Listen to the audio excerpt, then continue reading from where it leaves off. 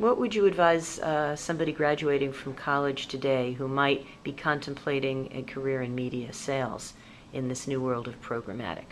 I think it changing, so the way you're doing sales is different, but you still need to have those people. Like when you trade stock, you can log in into your bank account and start trading, but you still need to have advisors. So when you look at the stock market, uh, like the financial stock market, it was at some point in the past, decades ago, the trade had to be done by a trader. Nowadays, it's all automated and all the price is fully transparent, but you still need to talk to advisors. So I think the salespeople, both on the publisher side and the buyers on the agency side or the brand side, will still need to exist. They won't be exchanging paper IO or electronic IO. They'll be there to advise their clients on either side of the equation on how to make it work the best way, because no one can be specialized in everything. So you need to have advisors, and these advisors are really important because you are a car dealership. Your job is to sell cars, not to figure out the best deal, where to position your ad in the space, whether it's on broadcast radio, broadcast TV, or digital radio, or digital TV. So you need to call someone.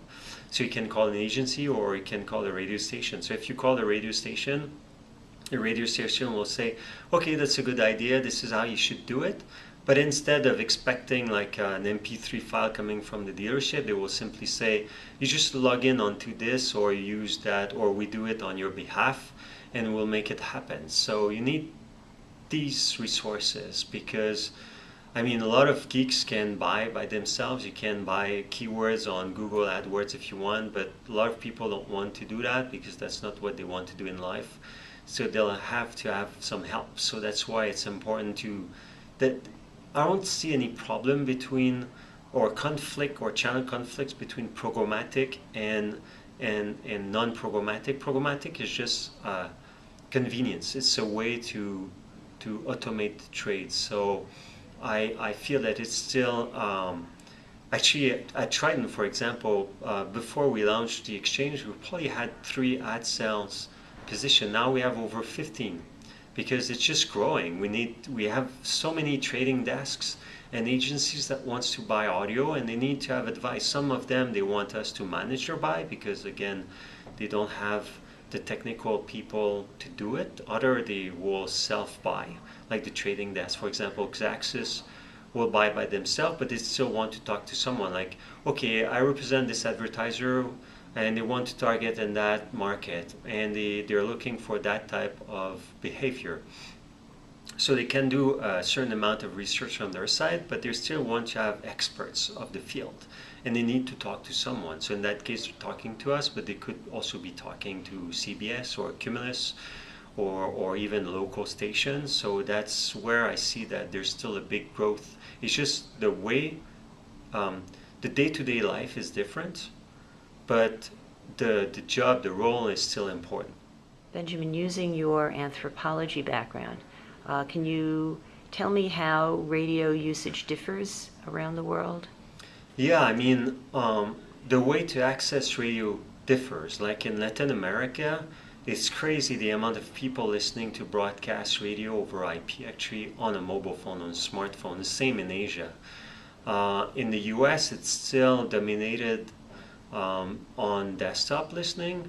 However, we saw the shift from mobile to desktop. I think it went from sub 10% on mobile 2-3 years ago to over 40% on mobile nowadays. But like in Latin America, it's 80% on mobile phone. Asia, it's probably 90%. In Europe, I would say it's half and half.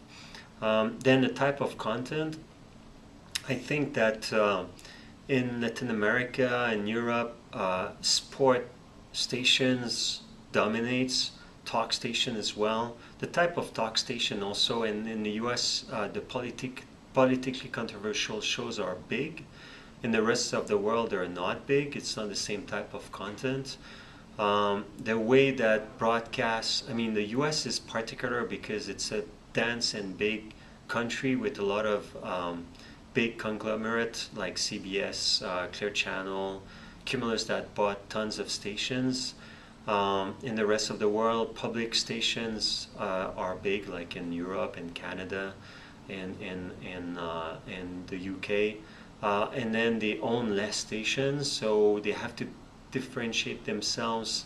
Um, I mean, the importance of differentiating themselves is really big, or they take different angles. So, type of content they produce, the type of radio host they have, what drives audience is different. So we see all different type of consumption. So it's totally different. I mean, the technical side is similar, but the way that they create content and the people are expecting content to be created differs. So that's why, and also like the number of ads per hour, or the way they transfer their, like for example, NRJ in France, which is one of the biggest private publisher, they created tons of web radios. So a lot of radios that are not broadcasted on the FM signal. When we look at the publishers here, maybe Clear Channel did a lot of digital radio streams. It's not the case for a lot of other publishers, so it varies. I'm not saying one recipe is good or the other is wrong. You just see that there's a lot of diversity in how they see radio and how they position themselves against other form of consumption, because a lot of people will feel that it's pure plays like Pandora against CBS, for example, but it's not the case. It's more like a listener will have, you can spend time on Facebook, on Google, on watching TV show on Netflix or the regular TV. So it's more a big scope of different way of consumption, consuming contents, and people have limited amount of time. So per country it varies. So I would say you need to keep your eyes open and your mind open when you want to service the radio industry, because it's not similar from country to country or even region to region.